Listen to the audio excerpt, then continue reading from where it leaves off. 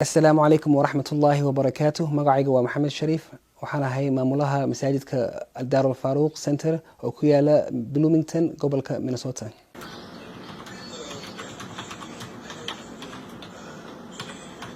inkastoo aan ahay maamule masaajid markaan xasuusto nolosheedii hore hadda waxay tahay farxad aad u weyn.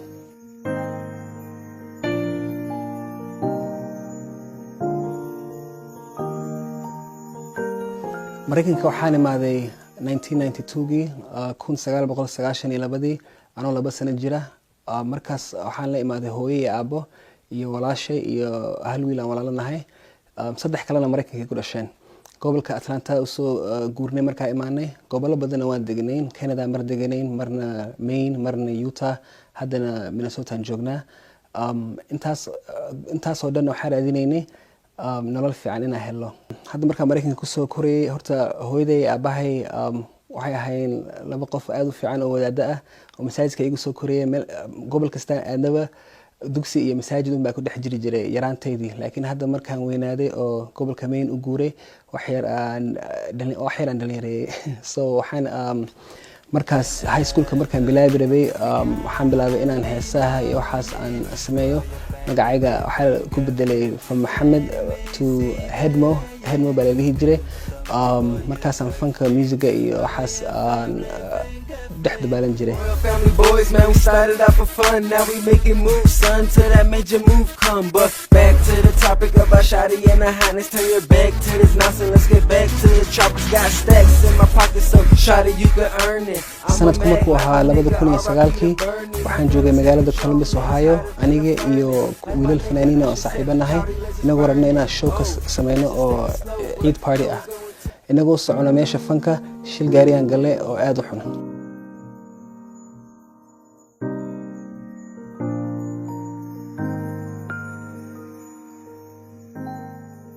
markaa kadib dhakhtarka aaday. dhakhtarku wuxuu soo qoray kiniinyaal. haddana gobolkan deganaaba ku noqday oo ahaa markaas Salt Lake City, Utah markaa ku noqday. dhakhtarka xagaa jooga wuxuu bilaabay inuu qoro kiniin xanuun baabiya oo xanuunka iga yareeya. hadda dhakhtarkana madaxa ku leeyahay iyo jirka meel kale ay xanuunayay. hadda dhakhtarka markuu daawooyinkay siiyey waan qaadanayay alxamdulillaah. xanuunkana way iga kaxaynayay. maalin anigoo shaqada jooga waxaan ka shaqaynayay call center meelaha telefoonada Verizon Wireless. anoo ku fadhiya miiskayga buu wiil aan saaxiibo ahayn oo Mexican ah intuu arkay kiniinada haysto wuxuu dhahay niyahow aan ka iibsado. markaas waan la yaabanaa. waxaan ku dhahay kiniin maxaa ku fali kiniinkan xanuunkayga lagu talagalay. wuxuu dhahay horta waxaa samaysaa laba isii adigana intuu dhakhtarku qoray mooyaane mid dheeraad ku dar. intuu dhakhtarka ku siiyay mooyaane mid dheeraad ku dar bay igu dhahay. markaa kadib waan ku daray. isla markiiba waxaan dareemay raaxo oo la qiyaasi karaynin. xanuunkiina wuu iga ba'ay. sida maalinta markaas kadib waxaan ka mid noqday dhalinyarada isticmaasha kiniinyaasha. nolosheedana wax badan buu u dhimay. wax badan baa familygayga iyo asxaabteyda iyo qaraabadeyda iyo dadkaan isjeclayn oo dhan wax badan isdagaalay kiniinyaasha daraaddeed. wax badan baa hooyo iyo aabbo iyo qaraabada iyo dadkii aqaanay oo dhanka oy siiyey.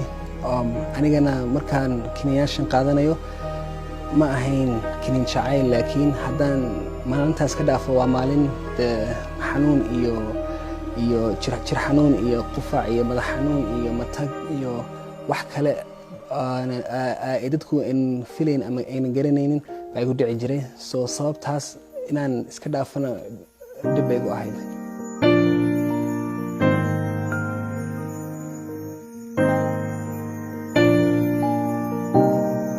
markuu ahaa 2015kii waxaa dhacday inaan anigu dambi weyn aan galo oo poliiskuna ay xiro. hooyo guriga joogtayna maalintii ku xigtay poliisa imaaday. family oo dhan banaanka loo saaray. markii dambena reerka guriga laga eriyay gurigay deganaayeen. anigana jeelka la geeyay. markii jeelka la geeyay kadib family-ga iyo qaraabada iyo dadkii ehelkoo dhan waxay dhaheen ninkani waa nin waalan weligiisba dhibkan uu hadda ku jirana ma dayn doono waxay jeelka ku jiro. markaa kadib hooyaday baa tiri kuma jirayo ilaahay baa insha Allah ii soo hadayn. qoyskeena ilaa ka ugu yar wuxuu dhahay Maxamed hadduu soo noqdo ana guriga waan ka tegaya marka high school ku jiray hooyana waxay ku tiri meesha rabtid aad anigu hadduu homeless noqdo ana homeless baa la noqon so anigoo de police-ku ay haystaan oo ilaa waxaan ku siinaynaa 5 sano 10 sano oo de number waaweyn hooyana iga samir weeday haddana gurigii laga eriyay meel baa danqatay so markaa kadib waxaan go'aan ku gaaray inaan mar dambe ku noqonin sheekadan. So I feel like sababtu Maxamed ku badbaaday is hooyadayba habeen walba u ducayn jirtay 24/7 even though uu dib galo way kaga daba tagi jirtay 24/7 jeelkay tagi jirtay maxay u ducayn jirtay habeenkii waxaan xasuustaa markasta waxay nagu dhigi jirtay laa taqnadu min raxmatillah ilaahay raxmadiisa ha ka qoos qaadanina bari Maxamed inuu dadka ugu fiicnaado noqdaa laga yaabaa. So I remember markasta hooyaday dhinaca Maxamed bay qaadan jirtay annaguna waxaan haysanay resentment Soomaalida loogu dhaho ma garanayo laakiin waxaan say intaas oo ciyaal ay haysataa sababtay Maxamed dhinaciisa u qaadanayso maxaa weeyaan you know so alhamdulillah that she took his side dhinaciisa inay qaadatay ayna give up gareyn because I feel like if hadday markii ugu horeysay ay iska dhihi lahayd haye jeel buu galay iska joogo weligiis inuuna ka soo baxeen.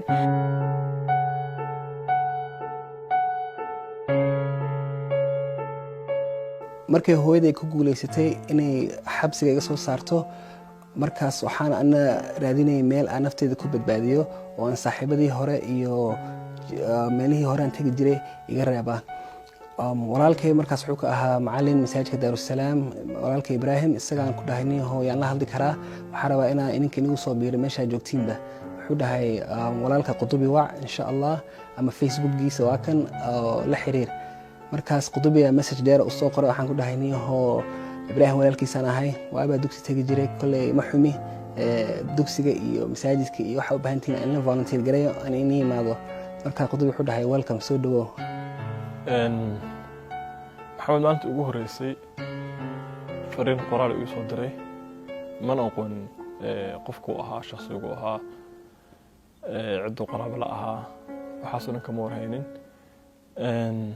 markii fariinta arkay fariin dheer ay ahayd xaaladiisa wuxuu ku jiro inuu rabo inuu ka soo baxo inuu dadaalayo wuxuu ii sheegay in dhalinyarta qaar ka mid ah oo masaajidka joogay ay walaal yihiin marka ana xoogaa mashquul iska ahaa waxaan ku dhahay dhalinyarta in badan way sameeyaan waxaana ka soo baxayaa saana sameeynaya waxaan rabaa in caawimaad rabaa marka qofna masaajidka laga macaliyo marka isaga hadduu dadaalkii la imaana waxaan ku yiri imow aan aragno markii uu yimid ma sha Allah wayna ka muuqata in uu xoogaa ka maqnaa masaajidda iyo meelaha khayraadka markuu yimid waa isbaranay waa soo dhaweynay inta badanna ma dhacdo waalidiin badanna xoogaa waxay ka qabaan cabsi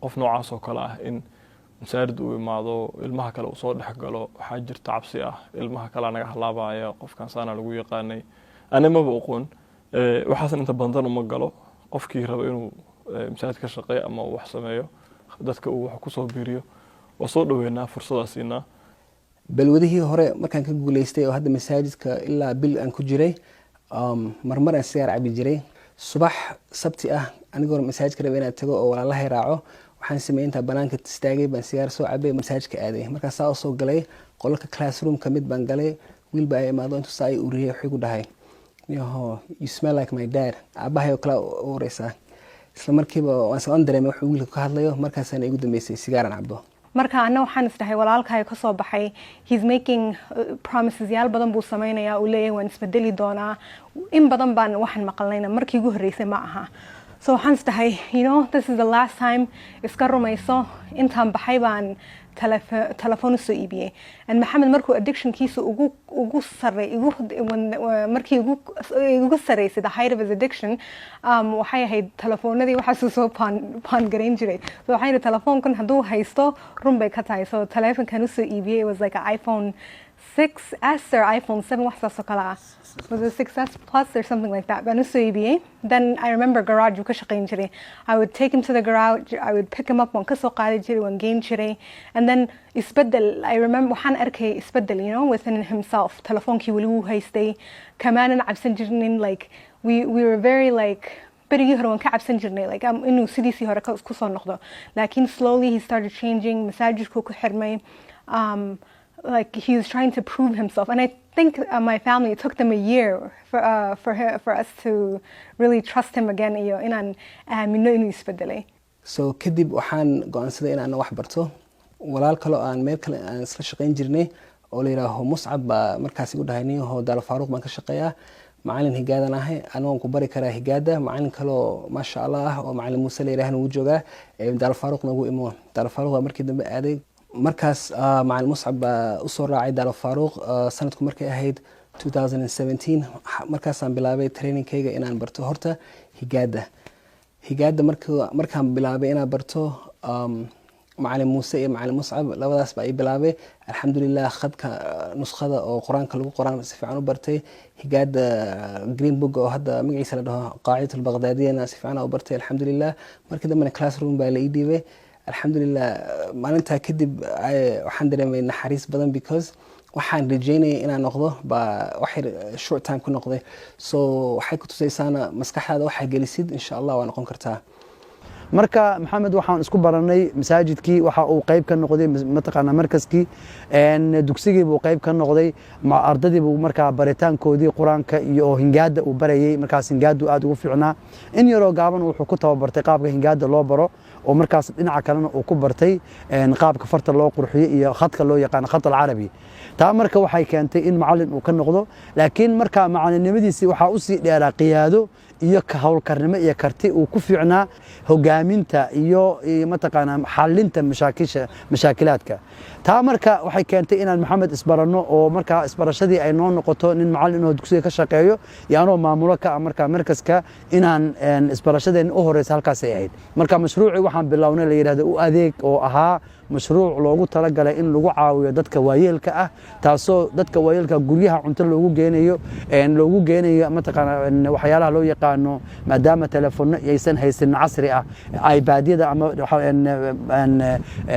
computer yar oo loo yaqaano mataqaana tablet oo markaas ay waalidku ama dadka waayeelka ay ka akhrisanayaan ka dhageysanayaan macnaha isha quraanka iyo tafsiirka kanana soconayaan newska iyo akhbaarta sidoo kalena loogu duubayo exercise ama jimicsi loogu talagalay waayeelku intuu guriga ku jiro oo cudurka laga dhuumanayo in uu mataqaana ku jimicsado taa marka maxamed mashruucaas wuxuu ka noqday horgale iyo hogaamiye waxaana uu muujiyay karti aad u badan waxaana maxamed ka muuqatay markaas hawlkarnimo firfircooni taasa marka waxay keentay in masaajidkii iyo markaskii aan ka shaqaynayay oo marka aniga hogaamiyaha u ahaa walaalihii guddigan inaan la fadhiisto la tashado ku ilaado maxamed hawshan uu ku macnaha muujiyay iyo hawsha uu qabtay waxay naga caawinaysaa in dhalinyarada ay u noqoto asagoo kale iyo ragga la midka ah iyo dadka soo socda ee qiyaadada mataqaana qiyaadadooda ay inta badan muuqanin masaajidadana aysan inta badan hadda ay dhalinyaro hogaamiye aysan jirin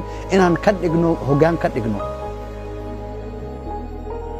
waxaan rabaa inaan hal mar talo yar aan siiyo Soomaalida waalidiinta iyo shacabka ku nool adduunyada meel kasta ay joogaanba dhalinyarta daroogada ama kiniiniga ama balwada leh oo meel kasta ay joogaanba intooda badan way dayacan yihiin inaan ka samirna ma aha inaan dhahno nolosha ka dhaceen bulalaha ka siina ma aha waxa aanu aaminsanahay wallahi dad dhalinyar badan aqaana oo hadda balwada sameeya ama sameyn jiray oo dadka ugu fiican aan weligay aan bartay laakiin wax ka tan badan u baahaya opportunities baa laga yeereeyay markay masaajidada soo galaan waxa la dhihi waxa lagu mashquulay timihiisa ama say u labisan tahay ama wiliga gabar waxay ahaataba soo aan waxaan igu talin lahaa horta chance aan siino fursad yar aan siino aan u dadaalno dhalinyarta hadda taageerka u baahan way badan yihiin